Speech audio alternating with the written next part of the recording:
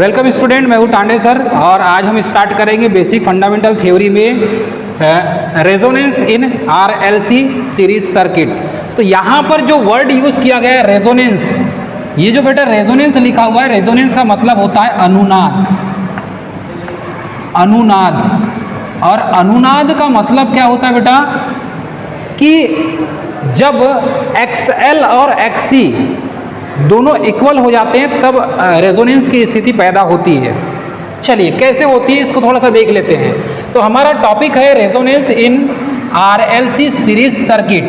तो ये जो सीरीज सर्किट है मतलब श्रेणी परिपथ, और हम सिर्फ रेजोनेंस देखेंगे श्रेणी परिपथ में ही, समांतर परिपथ में अभी हम रेजोनेंस नहीं देख रहे हैं। हम देख रहे हैं बेटा सिर्फ और सिर्फ श्रेणी परिपथ में।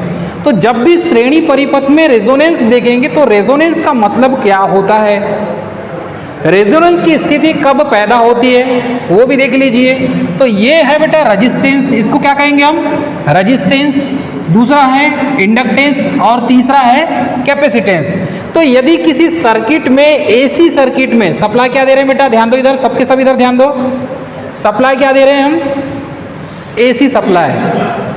जब एसी सप्लाई देंगे तो इसमें एसी करंट फ्लो होगी, और जब एसी करंट फ्लो होगी तो यहाँ पर ये रेजिस्टेंस है, रेजिस्टेंस में VR वोल्टेज ड्रॉप होगा, ठीक है। और यहाँ पर ये इंडक्टिव कॉइल है, तो इस इंडक्टिव कॉइल में इंडक्टिव रिएक्टेंस पैदा होगा बेटा इसमें, और कैपेसिटर में कैपेसिटिव रिएक्टेंस पैदा होगा, कैपेसिटिव रिएक्टेंस पैदा होगा। तो यहाँ पर जब ऐसी स्थिति पैदा हो जाए कि ये जो XL है इंडक्टिव रिएक्टेंस और XC कैपेसिटिव रिएक्टेंस, जब इन दोनों का मान बराबर हो जाता है तब रेजोनेंस की स्थिति पैदा होती है। इधर ध्यान दो सबके सब, यहाँ बोर्ड में ध्यान दो। ये क्या है बेटा, इसको पूरा जो है ये मैथमेटिकल फॉर्म में लिखा हुआ है, इसे क्या कहेंगे हम, इंडक्टिव रिएक्टेंस,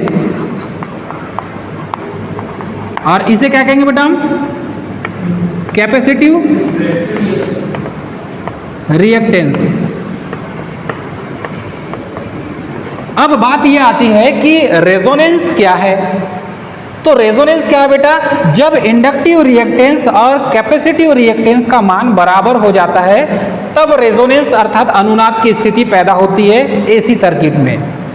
क्लियर है, कॉन्सेप्ट समझ में आ गया आपको। रेजोनेंस क्या है, यदि आपको वन टेक में आंसर देना है तो रेजोनेंस क्या हो जाएगा बेटा, जब इंडक्टिव रिएक्टेंस और कैपेसिटिव रिएक्टेंस दोनों का मान बराबर होता है किसी सीरीज सर्किट में, तब इस स्थिति को हम रेजोनेंस अर्थात की अनुनाद की स्थिति कहते हैं। तो रेजोनेंस कब हो जाएगा बेटा, जब इंडक्टिव रिएक्टेंस और कैपेसिटिव रिएक्टेंस का मान दोनों बराबर हो। तो ये इंडक्टिव और ये कैपेसिटिव, इन दोनों का मान जब सर्किट में बराबर हो जाता है, और वो सर्किट कैसी होगी बेटा, RLC सीरीज सर्किट होगी। सर्किट कैसी होगी, RLC सीरीज सर्किट होगी। तो जब इंडक्टिव रिएक्टेंस और कैपेसिटिव रिएक्टेंस का मान किसी RLC सीरीज सर्किट में बराबर होती है तब उस स्थिति को हम रेजोनेंस की स्थिति कहते हैं। इसमें इसका जो फार्मूला निकाला गया, XL का फार्मूला क्या होता है, 2πfL होता है। हमने ऐसा पढ़ा है ना बेटा, XL इज इक्वल टू, पढ़े हैं ऐसा, 2πfL, ये फार्मूला है XL का। और XC का मान क्या है बेटा, XC का फार्मूला क्या है, 1/2πfC, ये XC का मान है। तो इसी मान को जब यहाँ पर रख दें, ये XL का मान हो गया और ये क्या हो जाएगा बेटा, XC का मान हो जाएगा। तो जब XL का मान रखेंगे तो ये क्या हो जाएगा, 2πfL, XL is equal to 2πfL, और XC का मान क्या है बेटा, 1/2πfC। अब देखिए यहाँ पर कुछ नहीं, मतलब इसके नीचे क्या है बेटा, हर में एक है। जब इसको हम ऐसा तिर्यक गुणा करेंगे, जब हम तिर्यक गुणा करेंगे तो तिर्यक गुणा करेंगे तो ये क्या हो जाएगा बेटा, 2π यहाँ पर भी है, 2π यहाँ पर भी है, तो ये 2π का वर्ग हो जाएगा, स्क्वायर हो गया। उसके बाद f यहाँ पर भी है, f यहाँ पर भी है, तो f का भी स्क्वायर हो जाएगा, होगा कि नहीं। अब यहां पर देखो उसके बाद क्या बचा बेटा, ये L और ये C बचा, तो ये क्या हो जाएंगे आपस में N2 में हो जाएंगे, इज इक्वल टू क्या हो जाएगा, ये 1 1 1 हो जाएगा यहां पर। अब देखिए हम यहां पर जब भी इस मान को इधर हर में लिया कर पुट कर दें तो यहां पर क्या बच जाएगा, f का स्क्वायर बच जाएगा, बचेगा कि नहीं। तो f का स्क्वायर इज इक्वल टू क्या हो जाएगा बेटा, 1/2 पाई का स्क्वायर इंटू LC हो जाएगा। अब यहां पर भी f का स्क्वायर है और यहां पर भी 2 पाई का स्क्वायर है। यदि इस f का जो स्क्वायर है इसको हम रूट में कर दें, जब रूट में कर देंगे तो ये क्या हो जाएगा बेटा, f इज इक्वल टू 1/2 पाई और ये रूट में LC हो जाएगा, क्योंकि इसका रूट और इसका रूट कैंसिल हो जाएगा, इसलिए बचेगा क्या, 1/2 पाई रूट LC। कॉन्सेप्ट समझ आ रहा है आपको। तो इसमें फार्मूला क्या हो गया, f is equal to 1/2 pi root LC, ये रेजोनेंस फ्रीक्वेंसी का फार्मूला है। अब जब यहां पर ये f है, अब इस f को हम कैसा लिख सकते हैं, यहां पर इसको हम r से रिप्रेजेंट कर सकते हैं, क्योंकि f इज इक्वल टू क्या होता है बेटा, ऐसा f लिखेंगे सिंगल तो क्या होता है, फ्रीक्वेंसी होती है। तो ये फ्रीक्वेंसी, ये f और ये f का फार्मूला तो एक ही जैसे हो जाएगा, इसीलिए यहां पर हम किसकी बात कर रहे हैं, रेजोनेंस की बात कर रहे हैं, इसीलिए यहां पर क्या लगा देंगे बेटा, हम r लगा देंगे। तो ये क्या हो जाएगा, रेजोनेंस फ्रीक्वेंसी, और ये हो जाएगा रेजोनेंस फ्रीक्वेंसी का फार्मूला।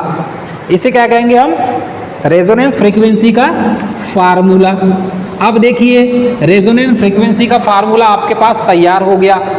जब भी रेजोनेंस फ्रीक्वेंसी का फार्मूला पूछा जाएगा तो ये फार्मूला आप लिखेंगे, FR is equal to 1/2 pi root LC, ये रेजोनेंस फ्रीक्वेंसी का फार्मूला है। कंडीशन क्या होगी बेटा, जब सीरीज सर्किट हो, श्रेणी परिपथ हो और आप AC सप्लाई दे रहे हैं, उस समय ही रेजोनेंस कब होगा, XL और XC दोनों बराबर होंगे, उस सिचुएशन में रेजोनेंस फ्रीक्वेंसी उत्पन्न होगी। अब यदि हम कुछ इसके कंडीशंस की बात करें तो जब सर्किट में सीरीज रेजोनेंस की कंडीशन में, किसकी कंडीशन में बेटा, सीरीज रेजोनेंस की कंडीशन में, क्योंकि यहां पर RLC आपस में कैसे कनेक्ट है, एक दूसरे के श्रेणी में है, इसीलिए सीरीज रेजोनेंस की कंडीशन में क्या हो जाएगा कि सीरीज रेजोनेंस की कंडीशन में इंपीडेंस हमेशा लो रहेगा। मतलब इस सर्किट का जो इम्पीडेंस है वो हमेशा आपको क्या मिलेगा बेटा, लो मिलेगा, कम मिलेगा। इम्पीडेंस Z का मान, और Z का मान हमेशा कम मिलेगा। आपको पता होगा Z का फार्मूला क्या है बेटा, इस टाइप से ऐसा लिखते हैं हम, R का स्क्वायर, कुछ ऐसा याद आ रहा है, प्लस यहाँ पर XL सर्वांग सम XC का होल स्क्वायर, ऐसा लिखते हैं, कुछ याद आ रहा है आपको, ठीक है। तो यहां पर इसका जो इंपीडेंस Z का मान है ये हमेशा क्या होगा, कम होगा। ये एक पॉइंट हो गया। सेकंड पॉइंट है, सीरीज रेजोनेंस सर्किट में इंपीडेंस क्या होगा बेटा, हमेशा मिनिमम होगा, लेकिन ये इंपीडेंस किसके बराबर होगा, ये इंपीडेंस रेजिस्टेंस के बराबर होगा। सीरीज का रेजिस्टेंस मतलब कि RLC सीरीज सर्किट रेजोनेंस की कंडीशन में, ये जो RLC सीरीज सर्किट में जो रेजिस्टेंस है, सर्किट का रेजिस्टेंस और सर्किट का इंपीडेंस, ये दोनों क्या होंगे, आपस में बराबर होंगे। किस कंडीशन में बेटा, सीरीज कंडीशन में, और कंडीशन क्या है, रेजोनेंस की।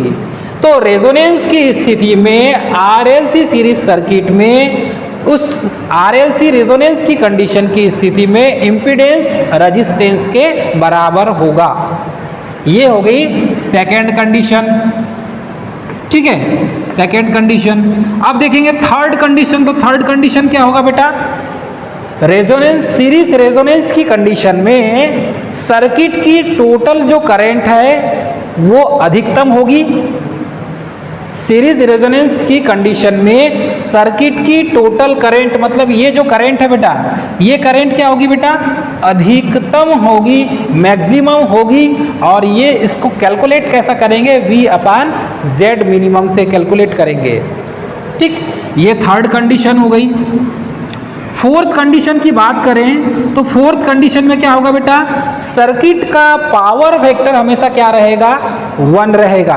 सर्किट का जो पावर फैक्टर है इस आरएलसी सीरीज रेजोनेंस की सीरीज सर्किट का पावर फैक्टर हमेशा क्या मिलेगा आपको, 1 मिलेगा, मतलब यूनिटी पावर फैक्टर होगा।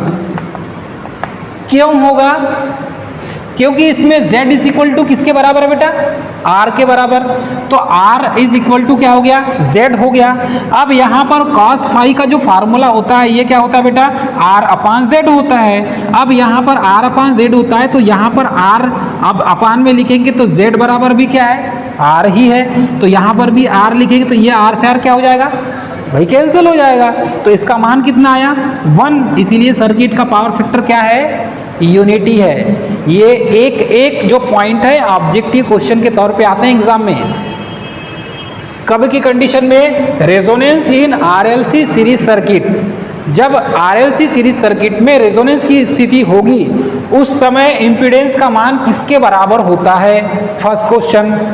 उस समय इंपीडेंस ज्यादा होता है या कम होता है, सेकेंड क्वेश्चन। उस समय सर्किट की टोटल करंट मिनिमम होती है कि मैक्सिमम होती है, थर्ड क्वेश्चन हो गया। फोर्थ क्वेश्चन होता है उस सर्किट का पावर फैक्टर कितना होता है, तो 1 होता है। फिफ्थ क्वेश्चन हो जाएगा कि उस सर्किट का जो वोल्टेज है वो कम होगा या ज्यादा होगा, तो क्या होगा बेटा, ज्यादा होगा। ये क्या हो जाएगा, फिफ्थ कंडीशन हो गई उसकी। उसके बाद सिक्स कंडीशन क्या पूछता है कि सर्किट का जो वोल्टेज ड्रॉप है वो किसके बराबर होगा, किस कंडीशन में, रेजोनेंस की कंडीशन में। रेजोनेंस की कंडीशन में सर्किट का जो वोल्टेज ड्रॉप है, आरएलसी सीरीज सर्किट का वोल्टेज ड्रॉप किसके बराबर होता है, तो क्या लिखोगे बेटा, सप्लाई वोल्टेज के बराबर होता है। ये छठवीं कंडीशन हो गई। उसके बाद पूछा जाता है कि इस सर्किट में जब रेजोनेंस की स्थिति पैदा होती है तो XL is equal to XC होता है, ये सीरीज में होता है कि पैरेलल में की कंडीशन में होता है, तो आपको क्या बताना बेटा, सीरीज कंडीशन में होता है। ठीक, अब यहां पर ये जो इंपीडेंस ट्रायंगल है ये भी पूछ लेता है कभी कभी एग्जाम में कि किसके विपरीत कौन होता है। तो इंपीडेंस ट्रायंगुलर में ये वाला जो भाग होता है ये x, और x को क्या बोलते हैं बेटा हम, x को क्या बोलते हैं, रिएक्टेंस। ये क्या है बेटा, रिएक्टेंस है, ठीक है। R लिखा है मतलब ये क्या हो गया बेटा, रेजिस्टेंस, और Z लिखा मतलब बेटा ये इंपीडेंस। इंपीडेंस को Z से शो करते हैं ना, तो ये इंपीडेंस ट्रायंगुलर में रिएक्टेंस, देखो ये लंब में आ गया, आधार में आ गया रेजिस्टेंस, और कर्ण में क्या हो गया, इंपीडेंस। अब यदि इसका फार्मूला जब बनाएंगे तो कंडक्टेंस इज इक्वल टू क्या होता है, 1/, रेजिस्टेंस होगा कि नहीं बेटा। कंडक्टेंस को कैसे शो करते हैं हम, G से शो करते हैं। कंडक्टेंस मतलब चालकता, तो चालकता इज इक्वल टू 1/, प्रतिरोध हो जाएगा, ठीक है। मतलब इसको शॉर्टकट में कैसा लिख सकते हैं, G is equal to 1/R। क्या लिखोगे बेटा, G is equal to 1/R, या तो फिर आप ऐसा भी लिख सकते हैं R is equal to 1/G, ठीक है। समझ में आ रहा है कि नहीं। उसके बाद देखेंगे एडमिटेंस ट्रायंगुलर। तो एडमिटेंस ट्रायंगुलर में यहां पर ये जो एडमिटेंस है इसको Y से शो करते हैं। Y को क्या कहा जाता है, एडमिटेंस, ठीक है। B को क्या कहा जा सकता है बेटा, इसको कहा जाता है सस्पेक्टेंस, यही लिखा है सस्पेक्टेंस। और G मतलब क्या होगा बेटा, कंडक्टेंस। G मतलब कि कंडक्टेंस। देखो कंडक्टेंस का अपोजिट क्या होता है, रेजिस्टेंस होता है कि नहीं। वैसे ही सस्पेक्टेंस का अपोजिट क्या हो जाएगा, रिएक्टेंस होगा, क्योंकि हमने ट्रायंगुलर बनाया है। तो सस्पेक्टेंस B को कैसा लिखते हैं, 1/X लिखते हैं। या तो आप इसको ऐसा भी लिख सकते हैं, X is equal to 1/B। बात एक ही है। ये क्या हो जाएगा, रिएक्टेंस इज इक्वल टू 1/सस्पेक्टेंस। उसके बाद बेटा एडमिटेंस को क्या लिखते हैं, तो admittance y is equal to 1 impedance होता है, तो इसको y is equal to 1/z ऐसा लिखा जाता है।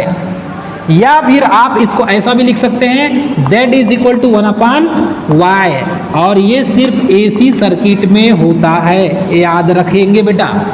ये जो इम्पीडेंस ट्रायंगुलर है ये AC सर्किट में ही काम करता है, ओनली फॉर AC सर्किट के लिए ही है। DC सर्किट के लिए बेटा ये नहीं होता, आपको ये याद रखना पड़ेगा। कंडक्टेंस का वन अपोजिट क्या हो जाएगा, 1 रेजिस्टेंस, कंडक्टेंस का अपोजिट रेजिस्टेंस, ठीक है।